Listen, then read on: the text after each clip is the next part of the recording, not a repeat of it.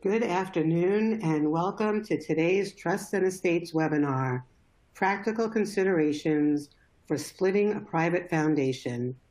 This webinar is brought to you by Foundation Source. I'm Susan Lipp, Editor-in-Chief of Trusts and Estates, and I'll be your moderator today. In a moment, I'll be turning things over to our speakers, but first, let me explain how you can get the most out of this event. To improve your viewing and listening experience, you can move your webcast windows around by dragging on the title bar or resize them by clicking on their lower right corner. At the bottom of your screen, you'll find multiple application widgets.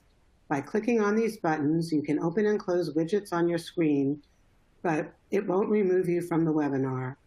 A copy of today's slide presentation and additional articles are available for download in the resource list widget. Please note that this webinar has been accepted for 1 CE credit hour towards the AEP designation program. The live broadcast of this event has been approved for 1 CFP board CE credit hour. Investments in Wealth Institute has accepted this program for 1 hour of CE credit towards the CIMA, CPWA, CIMC, and RMA certifications. Instructions for credit submittal are available in the resource list widget. We welcome questions about our topic and will answer as many as we can following the presentation, but feel free to submit yours to the queue at any time. Just type it into the Q&A window on the left-hand side of your screen and hit the submit button. Please also be aware that today's session is being recorded and will be available for on-demand viewing following today's event. Simply log in using the same URL as you are using today. So now let's introduce today's speakers. We have Jeffrey Haskell, who is Chief Legal Officer of Foundation Source. And joining Jeffrey are Amanda Adams, Managing Director and National Leader of Nonprofit Tax Services at Cherry Beckert, and Brad Bedingfield, Partner and Chief of the Nonprofit Group and Senior Vice President of Hemingway Trust Company at Hemingway & Barnes, LLP. You can find more information about today's speakers by clicking on the Speaker Bio widget at the bottom of your screen. So with that, let's get started. And Brad, I'm going to turn things over to you. Great. Thank you very much, Susan, and thank you, everybody, for joining us today. So let's talk a little bit about why foundations split up, and this is to make a sort of framing point before we dive into some of the technical matters. And I find most common, there are a number of different reasons why foundations divide up, but I find most commonly it has to do with a generational change. Mom and dad are passed away. Now the kids are running the foundation, and for one reason or another, the kids are moving off in different directions. One family I worked with, 2 of the kids lived on the East Coast, 2 had migrated to the West Coast. They started to support different causes, different kinds of charities. They were effectively running 2 separate foundations inside one silo. So it made a lot of sense to divide that up, and everyone was cooperative, and it was easy. Working with another foundation where the 5 kids simply can't speak to each other because of conflict that's extraneous to the foundation, but infects how the foundation can run. And that acrimony is often one of the driving factors in dividing a private foundation. And the key point here is that when people come to you to talk about dividing up a private foundation, they're coming to you with a set of human problems, which may have a technical solution. But it's important to keep those human issues in mind once you start diving into the technical stuff, because that's often going to drive whether you take path A or path B. One other point I want to make off the top is that often when I get in early conversations with the directors of a foundation that is looking to split up, I get a strong sense and quite understandable sense of entitlement with respect to that foundation. Mom and dad set it up. Our family name's right there on the foundation. I have a right to my one half of this foundation if we're dividing it into 2 pieces. And one thing that I have to remind people very early on is, yes, this is the family foundation. The fact that your parents set it up is absolutely meaningful. On the other hand, you're fiduciaries of charitable assets for the benefit of the public. The Attorney General's office has an interest in everything that we do here. And if you allow acrimony and some of the details that we're going to talk about over the course of the next hour to cloud what's going to happen with this foundation, the public entities, the Attorney General, could get involved in what's happening, which is generally not what the family wants. So keep that in mind as we start going into some of these technical options, that those broader macro points need to not be forgotten as we decide which way to go. So Jeff, would you like to add anything to that?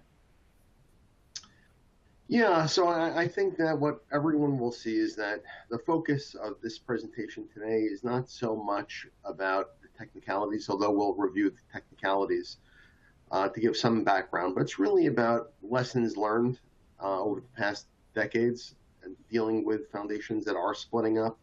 And this is really about the practical points that I think it's important if you're advising a foundation on the split up. These are some things that I've found that are generally not on people's minds, but they should be on people's minds. And so hopefully we'll walk away from today's presentation being maybe better prepared to negotiate a fair division. So with that, I'd say that in sum, the worse the parties get along, the less likely it is that they're going to be willing to bide their time waiting for the most advantageous moment for the transfer, because they'll likely want to go their separate ways ASAP. And in that same vein, the more bad blood there is between the parties, the more often they become obsessed with ensuring, I'd have to say, a painfully precise division of the assets down to the last fraction of a dollar, because they don't want the other party to get a nickel more than they're entitled to receive. I distinctly remember at least one case where the atmosphere was so contentious that at quite significant cost, counsel prepared a elaborate 6-step formula to calculate a transfer percentage that was carried out to 9 decimal places. But of course, the inverse is also true. When the parties do get along, they're far more likely to be patient enough to push off the transfer date until the ideal time, and they're less likely to get tripped up with ensuring an exactly even division of the assets. And so this graph really is meant to illustrate a fairly simple point that, as Brad alluded to a few moments ago, in the end, it's really human nature, not technical details, that will usually drive the shape, contour, and timing of a deal. Amanda? So there are a number of practical considerations that you'll have to consider with respect to kind of dividing up the foundation, thinking about how do you determine the value. So let's say, to Jeff's point, you've decided on the percentage to be allocated, but how does that actually translate into specific dollars or investments or other non-cash assets of the foundation to be divided? What will the timing look like? Will it happen at the end of the year or on some other date? There are a lot of factors to consider when you're trying to determine what an equitable transfer would be. And of course, you also have to consider the structure and whether it makes sense to create 2 new foundations or 1 foundation. And all of that not only is determined based on technical matters, but also the humans involved and how they want to sort of see the future for their, share of the foundation's assets. A lot of times these, kind of practical nitty-gritty considerations are overlooked by, courts during a divorce settlement or even discussions between the original foundation board members. So the key would be to consider things that would be important negotiating points for all parties, whether that's, sharing the tax liability for assets in transit to the last penny, as Jeff said, or depending on, how they're feeling about each other, maybe a more rough estimate is something they would be willing to accept.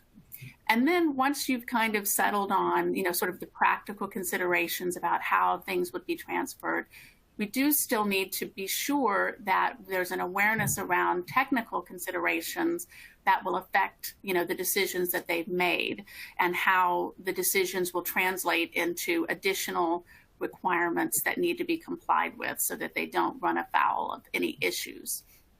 So the the first kind of piece of our technical consideration is the concept of expenditure responsibility.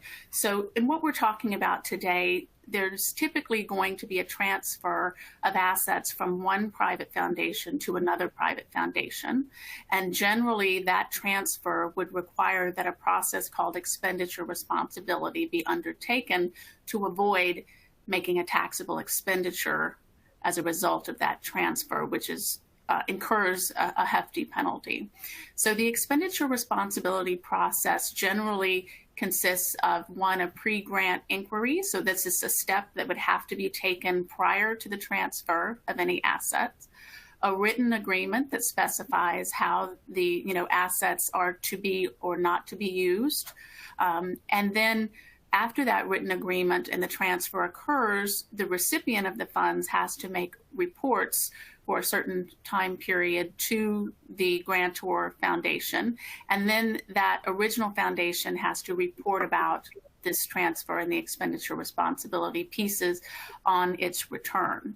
So the normal practice would be that this process and the reporting, both from the grantee to the original grantor foundation and by the grantor foundation on its return, the general rule is that that would happen every year until all of the funds are expended and have been reported back to the grantor foundation.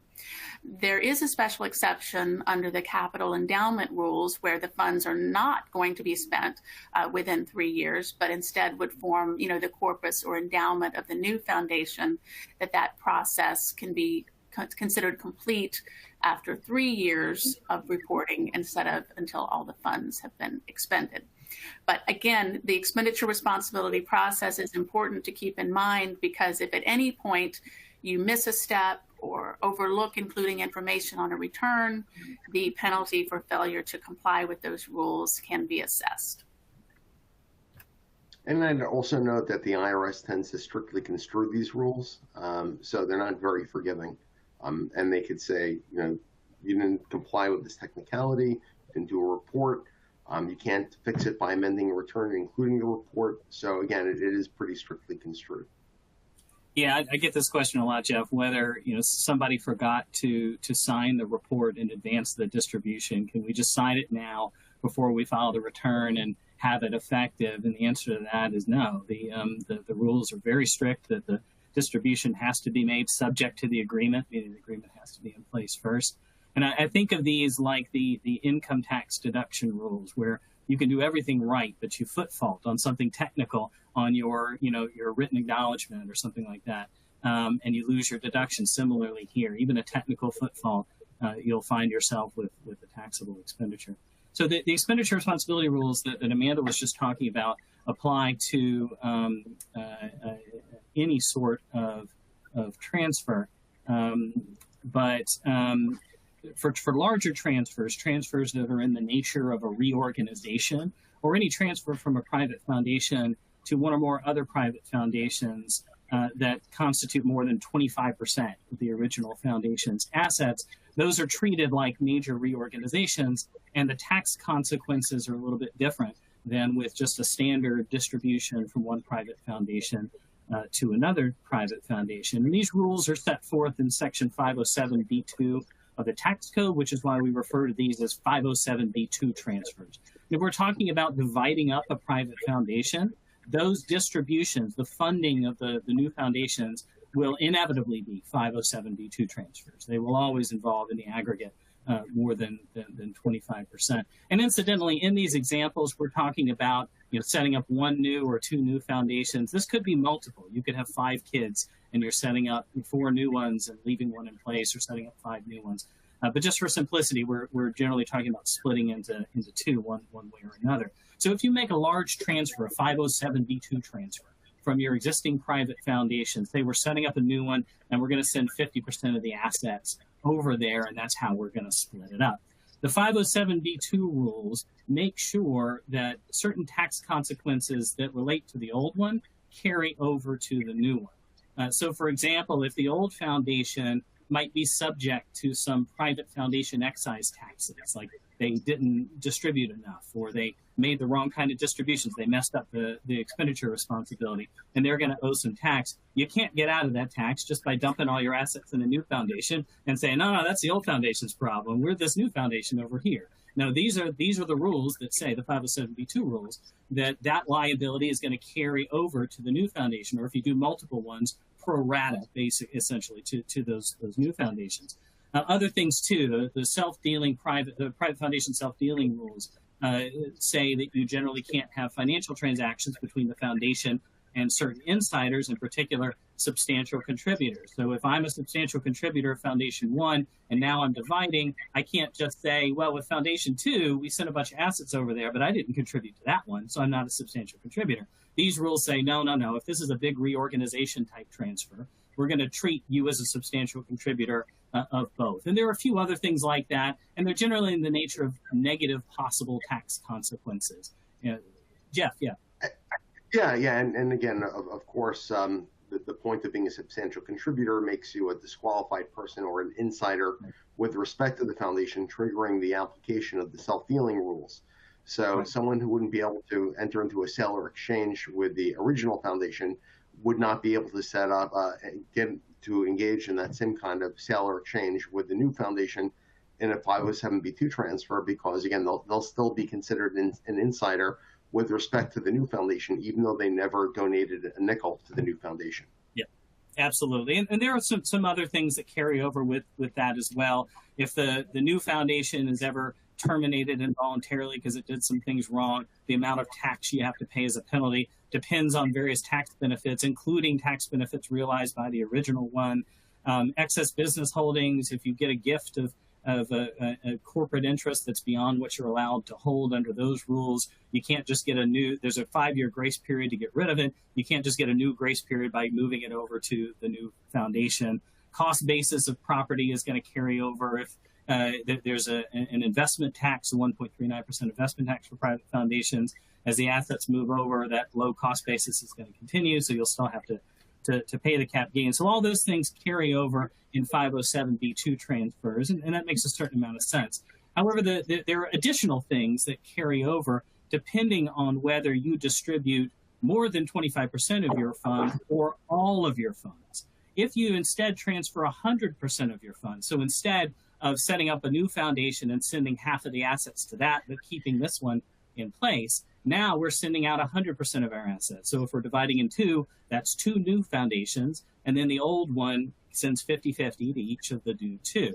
In that case, we call that a comprehensive transfer. And in that case, the tax consequences are a little bit different there's a different set of rules under 507b2 that relate to that. And the concept here is, if we're going to terminate the old one and send 100% of the assets out, then those 2 new foundations will be treated as if they were the original foundation, pro rata, based on how much they get, so long as you distribute out 100% of your assets and there's some substantial control of all the foundations involved. And if that happens, then there are some consequences to that. For example, with respect to excess distribution carry forwards, if you distributed more than you had to in past years, and now you've got some credit toward your 5% distribution amount, if you're going to divide it up by setting up one new foundation and sending half the assets over there, the original foundation keeps all those extra credits for your future distributions.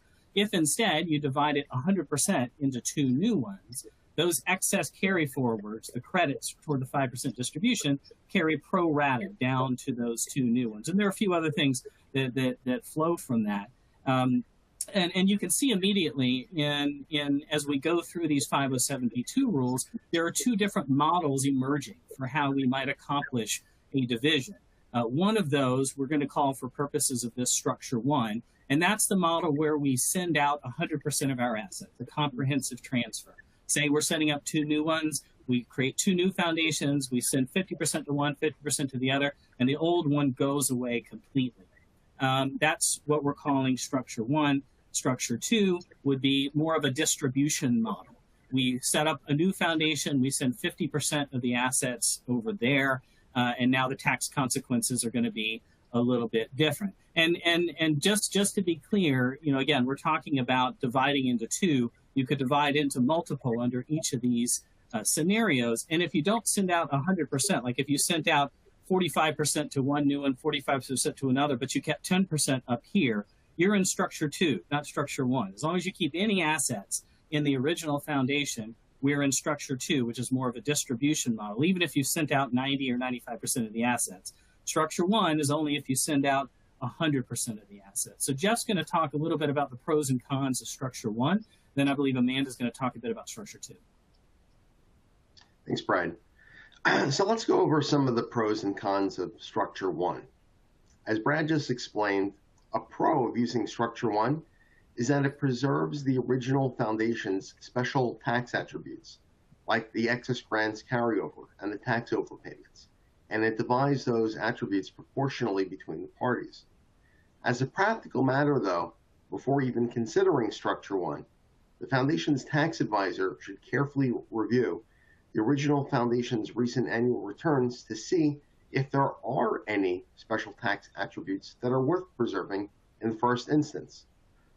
There may not be any excess grant carryovers. There may not be any tax overpayments. I mean, there may still be perfectly valid reasons to do it this way, but again, this is a significant factor, or can be, and so if there's nothing there, it takes that off the table. Another major pro of using structure 1 is that expenditure responsibility is not required. Now, this can be a huge consideration depending upon the family dynamics, because if expenditure responsibility is required, the parties will have to coordinate annual reporting for a minimum of 3 years, which could be just plain intolerable to some. And in fact, the reporting period could be extended beyond just 3 years if the transferee's reports indicate that it's spending the grant funds in a way that can result in a violation. In fact, since expenditure responsibility is not needed with this approach, it really helps avoid the risk of a penalty that can result if the transferee refuses to comply with its annual reporting obligations back to the original foundation. Under the expenditure responsibility rules, the risk is entirely on the transferor foundation and not at all on the transferee. Now let's go over some of the cons of structure 1. First, assuming a 50-50 split, there's the added cost of setting up 2 transferee foundations instead of just one, and having each of them apply for recognition of exemption from the IRS. Additionally, return preparation can be very tricky in these cases. As I'm sure Amanda would confirm, the 990PF's instructions, they don't provide concrete instructions at all on how to report a comprehensive transfer to show the proportional division of the special tax attributes between the transferees. Sometimes it seems that's more like an art than a science. And as a result, really, in just about every case that I could think of in my personal experience, the transferee foundation's return preparer has had to reach out to the IRS every time to get overpayments properly credited to the transferee's account. And from a practical standpoint, just keep in mind that the return preparation may require the return preparer for each foundation to coordinate with each other, which may be awkward or contentious. Amanda? So now let's talk a little bit about structure 2. So one thing I'd just like to point out is in the little graphic where it says original private foundation transfers all of its assets to a new PF. It should be something like 50%. Oh. So what we would really be looking at for structure 2 would be 50% of the assets being transferred to the new foundation with 50% remaining in the original foundation. So one of the obvious pros is that there's cost savings when you only have to create one new entity, apply for exempt status for that entity. So there'll be, some cost savings there versus having to create 2 new entities. Also, there's simpler accounting for the transfer, because not all of the attributes are transferring over proportionally.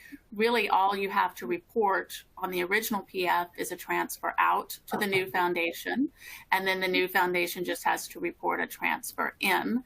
So we're not trying to divvy up a number of attributes that, as Jeff mentioned, there's not necessarily an easy way to reflect those attributes carrying over on the recipient foundation's return. Another pro is that the old foundation is still preserved. So let's say, mom and dad created the foundation, or the foundation has done a lot of good work in the community. There may be a strong desire to maintain the existence of that foundation because of its reputation or link to memories. The first con of this structure is that because we don't have a full comprehensive transfer and the recipient foundation is not considered to be just a continuation of the old foundation, expenditure responsibility will have to be undertaken for the transfer to the new private foundation. And even though it's not a comprehensive transfer, there are some attributes that transfer over, as Brad mentioned, under 507B2, but these are sort of what we call the bad attributes. So that would be the proportionate share of the aggregate tax benefit, for example. So that is, a measure of the tax benefit that the private foundation has received by being exempt from income tax and being eligible to receive tax-deductible contributions. So that doesn't always factor into things except in extreme situations, but it is kind of a negative consequence to keep in mind. Also, the substantial contributor history, et cetera, things like that would carry over. But what wouldn't carry over would be any excess grant carryovers or excess tax payments. Anything of that nature would not be attributed proportionally to the new foundation. The other thing is that there could be some tension over the legacy foundation. So there could be some tension over who has to start new with the new foundation and who gets to maintain control over the legacy foundation. So there could be a number of things to consider as far as, what would make sense. Structure 1 or Structure 2, they both have pros and cons. But I think now we'd like to turn to sort of defining the transfer, what things need to be taken into account with respect to that. Yeah, so there are a couple of different ways to think about dividing up the assets, and you might immediately jump to the one at the bottom of this slide, percentage. If you're thinking we're going to divide it 50-50, well, let's just get a schedule of the assets and divide it 50-50, and half go over here and half go over there. And, we'll pick a trigger date, and that'll be the date where we send everything over. And that may work perfectly well if your foundation consists of nothing but cash and marketable securities. You may have a few odd lots here and there, but those can usually be sold and not generate too much tax consequence. So as long as your assets are fairly simple, then that's a relatively easy way to go. And that particularly lends itself to Structure 1, where we're doing a comprehensive transfer. We're sending out everything, so we're going to send half over here and half over there. But where you start to get more complex assets, then it becomes somewhat less simple. For example, if you're holding real estate for whatever purpose, whether it's programmatic or whether it's investment, real estate, you can divide real estate 50-50, but generally speaking, if you're trying to kind of get divorced from each other, as it were, you're not going to want to be co-owning real estate for some period of time as a practical matter.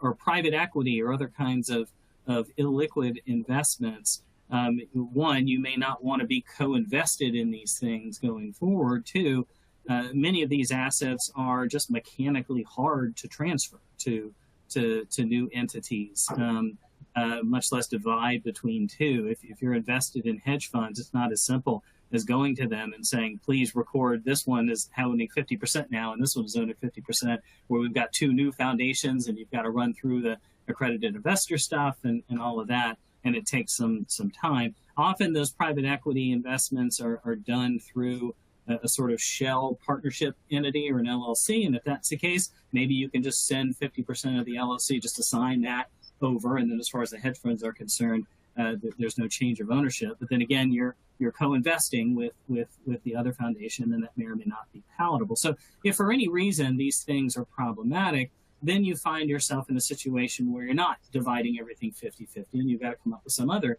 mechanism, and that's usually going to be in the nature of setting a dollar amount and then fitting the assets to that dollar amount. So on a certain day, October 1st, we've decided the foundation is worth $5 million.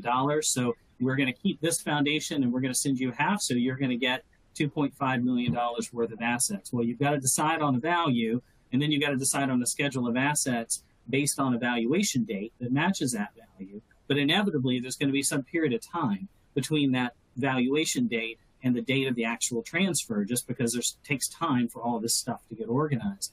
And during that time, you've got non-pro rata assets. And so, if you've got a cryptocurrency set of assets, those are going to go up, those are going to go down. And so what was 50% is not going to stay 50% for long. That may be perfectly fine if everybody acknowledges, and you should have this in writing as part of the agreement around the division, that this is how we're going to do it. And you're going to take the risk with these assets, and I'm going to take the risk with these assets after a certain target date, almost as if we had divided on our original target date.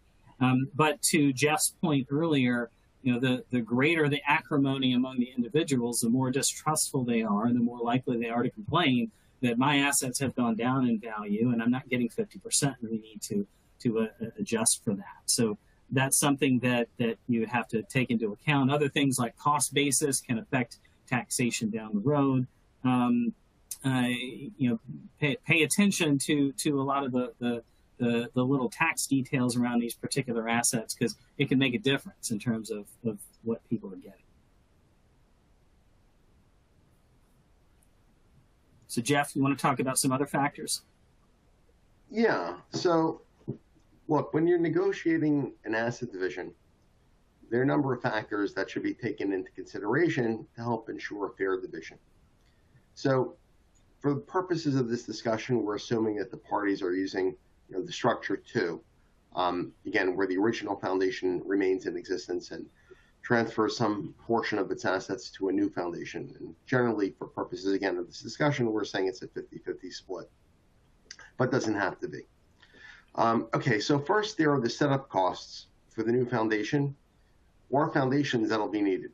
So unless this factor is taken into account, the party establishing a new foundation will bear the entire burden of the associated costs, including attorney's fees for drafting the charter documents, applying to the IRS for exempt status, for corporate state filings if it's established as a corporation as opposed to a trust, and any other related expenses. And since the party retaining the original foundation won't need to incur any such costs, the parties may agree to split the new foundation's projected setup costs and adjust the transfer amount accordingly. Parties may also want to take into account any outstanding transfer year minimum distribution requirement. I'm sure, as many of you know, generally foundations have to give away 5% of their prior year's asset average. So the point is that as of the transfer date, what if they haven't satisfied whatever outstanding payout requirement they have? So if the transfer has not fully satisfied the transfer year's minimum payout requirement by the transfer date, so what that means effectively is that the transferor or the original foundation alone is going to be saddled with the burden of satisfying the outstanding payout requirement with the original foundation's remaining funds. Now, as a pre-transfer liability, the parties may agree to make a corresponding adjustment. So assuming a 50-50 split, without an adjustment, the original foundation will be left to satisfy a payout requirement that was calculated when it had twice the asset value. Another factor that I find is often overlooked is the payout requirement, or again, the minimum distribution requirement for the year following the transfer year. Although that's more of an issue if the transfer happens towards the end of the transfer year. So generally, again, the foundation's minimum payout requirement, 5%, is calculated based on the prior year's average asset values. Therefore, the original foundation's payout requirement for the year after the transfer will be based in part on the original foundation's average asset values from the beginning of the transfer year through the transfer date. And unless an adjustment is made, the original foundation will be left to bear the entire burden of the portion of the post-transfer year's payout requirement that arises from the average asset values for the portion of the transfer year prior to the transfer. So it's hard to, I think it would help to give an example. A simple example of that would be as follows. Suppose that the original foundation's average asset value for 2022, the transfer year was $10 million, and it transfers $5 million to the transferee on December 31, 2022. The original foundation's payout requirement for 2023, the post-transfer year, will be roughly $500,000, 5% of $10 million.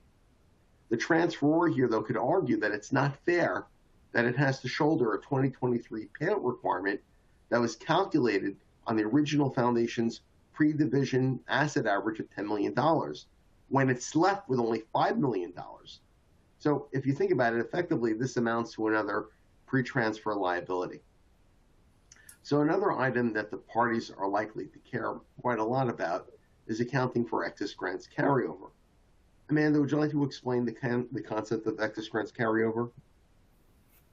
Sure.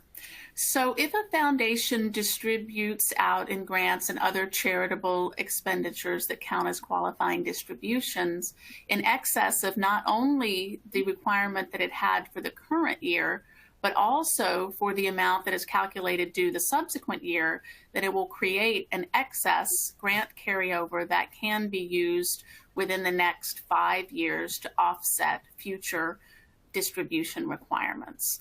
So if the old foundation in this example, instead of having a distribution requirement, actually has an excess grant carryover, then that could be considered to be an item of value, which the new foundation in this structure 2 example would not succeed to. So in its year that it starts out with assets, it's going to have to calculate a distribution requirement and won't have the benefit of those excess grant carryovers, which would remain with the old foundation that it could use if it wanted to reduce future distribution requirement liabilities. Thanks, Amanda. One thing I find that clients often find confusing about this is that if they've racked up excess grant carryover, I always say the system is, sort of like rigged in the sense that you can't use your excess grant carryovers until you can't use it until you use your current year qualifying distributions. Could you talk about that for a second? Because it could be relevant to our negotiation points. So as Jeff alludes to, the ordering of how qualifying distributions are applied to the distribution requirement is important, as current year qualifying distributions will always be used first against any calculated distributable amount. So if you have an excess grant carryover, it will only be used in the event that there is still an amount due to be distributed after taking into account current year qualifying distributions. So an organization that regularly distributes out more than it has to is unlikely to be able to use the excess grant carryovers that it has accumulated. Right. So it's not just a matter of whether there are any excess grants carryover, it's also important to look at whether those carryovers are still good for a few years, or are they stale? Are they about to expire? Because if you don't use them in 5 years, they go away. And even if they are fresh, to Amanda's point, the original foundation could argue that they should be discounted and not taken seriously as a negotiation point, because the foundation may never even get to use them because it routinely makes grants above and beyond its required payout. So, and as with most things, it's important to think about whether the amounts involved, again, are they material? If the parties can't agree on a fair adjustment amount, they might consider structuring the division as a comprehensive transfer from the original foundation to 2 or more newly formed foundations, in which case they would share the excess grant carryovers proportionally, and there's nothing to argue about. Now, the existence of tax overpayments can also be a negotiating point. And there are 2 types that are applicable to foundations. First, of course, is the usual 1.39% excise tax on net investment income. Additionally, some foundations generate a special type of income called unrelated business income, which is taxed at much higher for-profit rates. Brad, could you please explain the concept of unrelated business income tax overpayments, which are more likely to be material, and whether those overpayments carry over? Would they carry over in a comprehensive transfer like overpayments for the usual 1.39% tax? Yeah, absolutely. So the unrelated business income tax arises either because the foundation is involved in some business that isn't connected sufficiently to its charitable purposes, or more commonly, because the foundation is involved in investments that have debt, and income that derives from debt-related investments is treated as unrelated business taxable income. So that's often how foundations find themselves having to deal with this tax. And if you regularly pay unrelated business taxable income because of these kinds of investments or this kind of activity, then just like an individual with their income, you are subject to estimated tax payments. And so you could be making those estimated tax payments. You might make them in excess of what you actually have to pay, or for some other reason you may have overpaid those. And the question then is, if you're going to divide the foundation, who is going to get any refund from that, or the benefits of that? The default rule here, of course, is that if you've got two foundations, they are each separate taxpayers and they enjoy their own separate tax consequences, unless there is some provision of the tax code that carries over from one to the other. In scenario two, or structure two that we're talking about, the answer is quite clear. The original foundation retains the right to any refund for any UBIT overpayments, and that may well be a negotiating point if that's substantial. You know you're going to get that, and so let's adjust something as far as what we're going to get over here. If instead we're doing a comprehensive transfer, so we're setting up two new ones and the old one is going away, now there's some credit that's due to that old one. So what happens with respect to the new ones? There is a provision in the 507b2 rules that I talked about earlier that says that certain tax consequences, if you do a comprehensive transfer, carry over pro rata to the two or more new foundations. But those tax consequences include most of the taxes, but not all of the taxes that private foundations have to deal with. Specifically, they reference the so-called Chapter 42 taxes. That's the private foundation tax rules, including the 1.39% investment tax that Jeff talked about. And they involve some taxes having to do with terminations. But the unrelated business income tax is not referenced there in 507b2. So there's no obvious mechanism for that overpayment to belong to these new foundations. And so if you are in that situation, then that needs to be part of the agreement structure, that to the extent there is a receivable that is coming to this foundation, it's going to be assigned to these two new foundations, but the original foundation is going to have to be the one to claim the refund and get that back. So one thing I find interesting is that when you have the foundation's usual 1.39% excise tax, if a foundation ends the year with significant capital losses, they're gone. They don't carry over to future years, but UBIT capital losses, they do carry over. How would you account for that, Brad?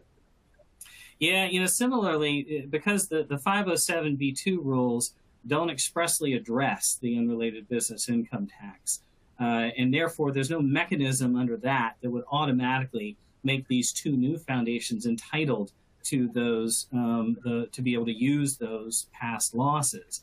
And so if those past UBIT losses are substantial, that may speak toward going with structure two rather than structure one, because structure two, the original foundation, is going to continue to exist. It can use those losses against something else, and that can be part of the negotiation to offset that by giving a little bit more to the other foundation. Thanks, Brad. So, look, relatedly, the existence of any material pre-transfer tax liability is another negotiating point. So to the extent that the original foundation has realized significant net capital gain, received payments of investment income, or both during the transfer year, the original foundation is going to be stuck and solely responsible for any tax liability incurred with respect to such gain or income. That's why some parties may agree to split any pre-transfer tax liability in half and make a corresponding adjustment to the transfer amount. And there can also be fairness concerns regarding a latent or built-in tax liability for appreciated assets. The unfairness can arise where each party's allocated property having the same or similar fair market value, but one of the parties ends up with high basis assets and the other party ends up with low basis assets. You can have that with stock. You again have 1,000 shares of Apple, but maybe it's in two lots of 500 and 500, and 500. The first lot has a high basis, the second lot has a low basis. An example in the real estate environment would be, suppose that a foundation owns Green Acre and Red Acre, each of which is worth $10 million. However, suppose that Green Acre's basis is only $500,000, while Red Acre's is nearly $10 million. So the party that receives Green Acres is going to be taxed on a nearly $10 million gain if it were sold immediately. That would result in a tax liability of roughly $132,000. By contrast, the party receiving Red Acre would have practically zero tax liability upon the sale of that property.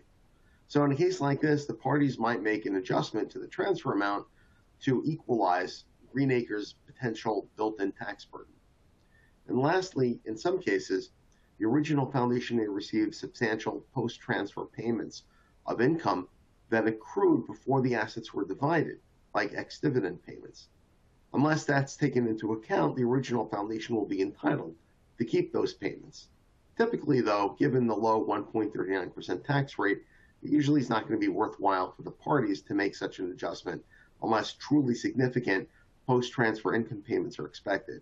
In my experience, the grant agreement often explicitly provides that any such post-transfer income will remain with the original foundation.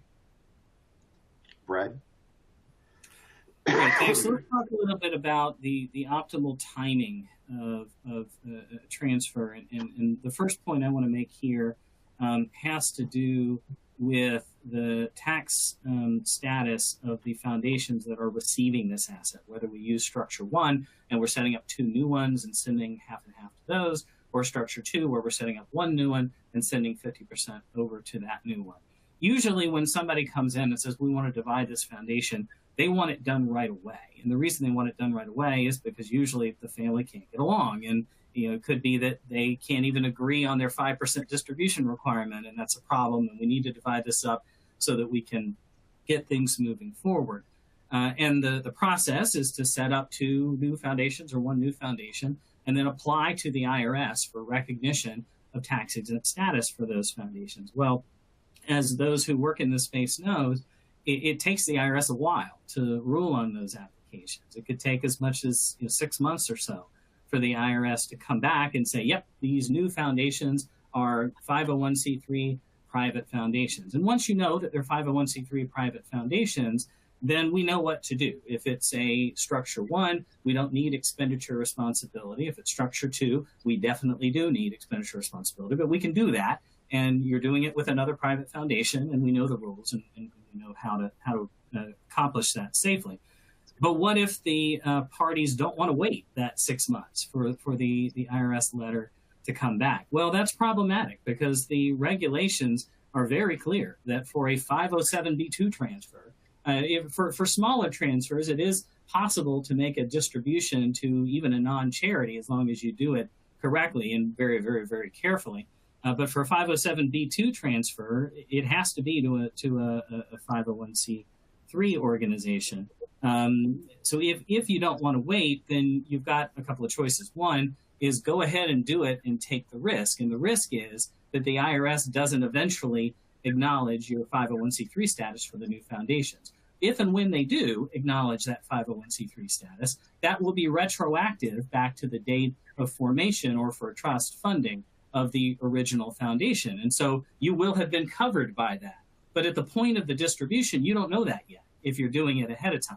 We're not waiting for the IRS letter. You're taking a risk that maybe the one of the parties won't submit their 1023, or you're taking a risk that maybe they'll go in for some other kind of tax-exempt status like 501c4, or that the IRS will come back and say, we don't think you're exclusively charitable because of some factor or other. So if you're not willing to take that risk, then generally speaking, you're going to have to wait until you get the IRS letter. There is a possibility where the new foundations are in trust form rather than in corporate form. The rules that say that for a 507b2 transfer, it has to be to a 501c3 also allow for it to be to what we know as a 4947A1 trust. That's a trust for exclusively charitable purposes. even if the IRS hasn't quite recognized that it is a 501c3 yet. And so there is an argument, if you do things very carefully, that you might be able to jump the gun a little bit and reduce that risk if you're using trusts rather than corporations. But there's a lot of sensitivity to this. And generally speaking, I find people don't want to take that risk. And there may be other reasons why you want to use a corporate form rather than a trust form. Yes, Jeff? Hey, Brad, isn't it correct that if you do the 4947A1 trust, that it's necessary for someone to have taken some sort of tax deduction in order for it to have that status? Absolutely right. Absolutely right. So that's why I say if you're going to try to take that avenue and sort of jump the gun a little bit, you've got to look at this very closely and talk to the advisors and think about ways to make sure that you qualify as a 4947A1 trust, because you don't automatically necessarily just because you are created as a trust for exclusively charitable purposes. So Amanda, what are some other timing considerations we should be thinking about? Sure. So the timing occurring at either the beginning or the end of the year has different advantages and disadvantages. I feel like the end of the year is, what we more commonly see because there are a number of things that are known at the end of the year, such as the transfer year's minimum distribution requirement. You can factor that in if you're going to reduce the amount being transferred to the new foundation for its share of that minimum distribution requirement. And you would have a pretty good idea of what the estimate of the, next year's distribution requirement is based on that year's average. You would hopefully at that point know, any tax overpayments or liabilities relating to the transfer year that would need to be taken into account. One benefit of doing the beginning of the year, Jeff alluded to earlier, which is that you would not have the old foundation, stuck with the entire distribution requirement for all of the assets when half of the assets are transferred out at the end of the year. If you make the transfer at the beginning of the year, then the distribution requirement for that year will be as it should be for the old foundation and the new foundation. Another thing to consider if the foundation owns partnership investments is the K1 timing and share of income. So as you know, K1s are getting more and more complicated, and in most cases for very complex partnership investments, the foundation is not likely to receive it until the absolute last minute, September 15th. And so if we are taking into account the taxable income from that K1 in whether we have to split it evenly between two new foundations or we need to take it into account for purposes of the transfer amount, then the timing of when that K1 occurs, obviously if we have a cutoff, if the K1 is for the calendar year, then having a clean transfer of a partnership interest for the same time period will be a lot easier than hoping that you will get, two K1s, that are broken up by, a middle of the year transfer or something like that. If the foundation is on a fiscal year or the partnership is on a fiscal year that's different than the foundation, there can be some different circumstances to take into account based on the timing of those K1s. But even despite everyone's best efforts, sometimes there are just going to be some things that trickle in at the end after the transfer has occurred that weren't considered or were not known. So Jeff, could you talk a little bit about how one might be able to take into account some adjustments occurring after the transfer? Sure. So another possible concern can be the potential need, as Amanda was saying, for a post-transfer adjustment. An escrow account might be useful if there are too many unknowns at the time of the transfer, or the parties are insistent on an absolutely equal division of the assets. For example, it may be useful in a case where the parties want to expedite a transfer that's expected to occur before the original foundation's prior year annual return has been finalized, right? Because it's not due till May 15th if it's on a calendar year. It might also be useful where there could be significant tax liabilities, including UBIT, arising from the transfer year, which won't be known until the foundation receives the transfer year's K1s, which may not incur until well after the transfer. So let's talk about granting some of the alternatives to split ups.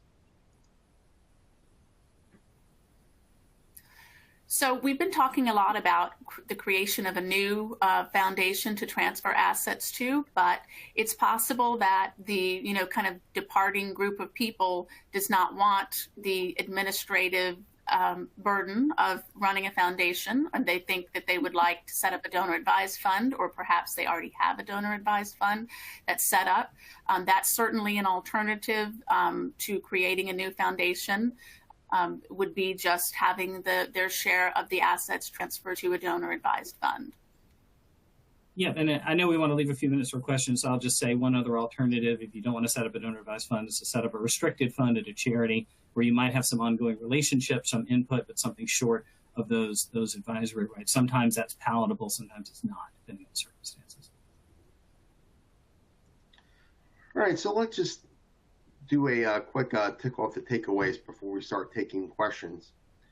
So although it's easy to rush headlong into the technical consideration, it's important to slow down and pay close attention to the human dynamics. And depending on the structure chosen for the transfer, even if the parties get along very well, the negotiating points covered can be essential to achieving a fair division. And don't forget that the tax rules are strictly construed and may even be counterintuitive in application. Do your clients a favor and help the parties understand early on that they can save themselves a lot of trouble and expense if they're willing to sacrifice absolute precision in an asset division. And lastly, and perhaps most importantly, help your clients internalize the fact, and Brad talked about this earlier, the fact that these aren't their personal funds, rather they're charitable funds over which your clients are merely stewards. On that, I think we're ready to take some questions. Okay, we have a bunch of questions that have come in, so let's try to get to a few. First question is, how do the key issues differ if the foundation is splitting because of a divorce, like Bill and Melinda Gates? Yeah, I'll jump on this. From a technical perspective, they don't. You're still splitting into two, and you still have to decide, are we going to, usually with a foundation like that, because it's so established, you're not going to kill off the old one and create two new ones. You're generally going to create a new one and move a bunch of assets over there, so it'll be a structure two type of transaction. The differences really are on a human level there, more than a technical one. And that works itself into the negotiation. What kind of programs are going to move over? What kind of assets are going to move over? And the like. I'll add to that I've seen in connection with a divorce settlement, I've seen a court order, and the court order addressed a number of things, including splitting up the foundation.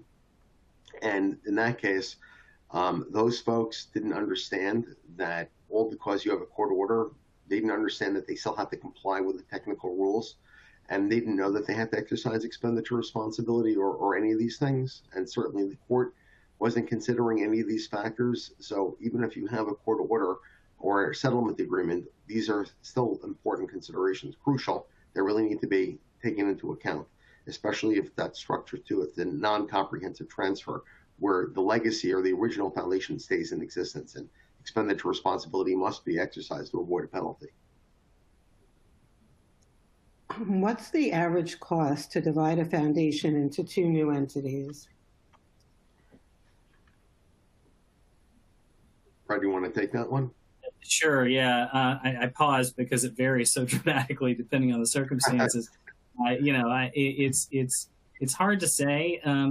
It can, if folks, I think to go back to Jeff's original point, a lot depends on the level of acrimony. If everyone is fighting for that last dollar and we're having to come up with a formula that goes to the 9th decimal point, like in Jeff's example, it's going to cost a lot, because that's a lot of lawyer time. That's a lot of CPA time. You want to be doing this with the lawyers and the CPAs hand in hand, so that they're on the same page. If instead this is a relatively simple division, everybody agrees, we're going to do rough justice with the assets, then it can be done relatively efficiently. The two new foundations, if you do two new ones, can be carbon copies of each other. The 1023 application for a private foundation can be very simple. So it doesn't have to be a big, expensive exercise, but a lot depends on how reasonable the parties are willing to be. Yeah, generally, when the folks have an acrimonious relationship, they don't they may not really care about how much of a legal bill they run up. But again, the more acrimonious the relationship, usually the more complex it is. The more complex it is, the more legal time is necessary, and that makes it expensive. Right. I know you spoke about, transfer to a donor advised fund, but there was a question, would a transfer to a donor advised fund be considered self-dealing? It would not. I'm sorry, Amanda, you want to take that one? Sure. So under the current rules, a private foundation is permitted to make distributions to a donor advised fund over which it or disqualified persons have advisory privileges. There is a question on the return that asks for additional information about it. It certainly is an area that the IRS is looking at for potential abuse. But technically speaking, it is a grant to a public charity. It should be considered a completed gift. And while disqualified persons may be able to recommend distributions out of that fund, they are not permitted to derive any personal benefit or have any true control over the assets in the fund. So it should not result in self-dealing. Okay. Jeff, did you want to add to that? No, I think Amanda did a great job. Okay. Well, looks like we have run out of time, and I know there are other questions that we didn't get to, and we'll be sending them over to the speakers who can get back to you offline. So again, I'd like to thank our speakers, Jeffrey Haskell, Amanda Adams, and Brad Bedingfield for a truly outstanding presentation. And we'd also like to thank Foundation Source for making today's webinar possible. Once you leave the event, a short survey will pop up in your browser window, and we'd appreciate it if you would share your feedback on this event, as it helps us to provide you with content that is most interesting for you. On behalf of Trust and Estates, have a great day.